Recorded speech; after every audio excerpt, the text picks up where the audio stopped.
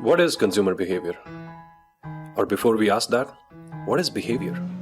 I pulled out a dictionary and it said that behavior is the way in which a person acts in response to a particular situation. But what causes behavior change? The closest we have got to understanding that is a reference model by Dr B.J. Fogg from the Stanford University. For a behavior change to occur, three things need to come together at the same time: motivation, ability, and the trigger.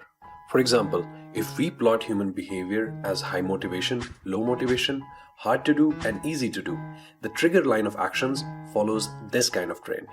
We see that behavior changes if the action is above the line and fails if it isn't. If your behavior is to get to work by train, and let's say it somehow gets overcrowded, well, one day you are going to find the motivation to buy a car. But you will not buy any car for yourself.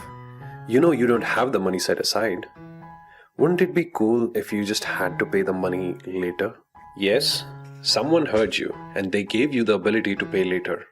Even if you do not have the money, it is due to this ability that your buying power increases. And finally, someday, while you're browsing online, doing the stuff you do, you notice something that appeals to you personally. For the behavior to change, the final changing factor has arrived: trigger.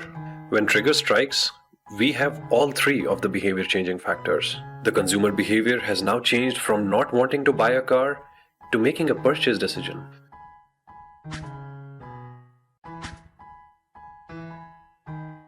If your ability to buy is high but there's no motivation, no purchase. If there's high motivation and low ability, no purchase.